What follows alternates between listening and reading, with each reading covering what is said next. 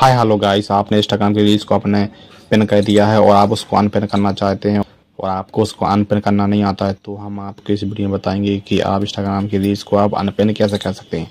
चलो चलते, सबसे पहले हम इंस्टाग्राम पर देखिए गाइस, हम इंस्टाग्राम पर आ चुके हैं। देखिए गाइस राइट साइड में देखिए सबसे नीचे जो हमारी प्रोफाइल फोटो दिख रही है, देखिए गाइस इस पर से क्लिक कर देंगे हम।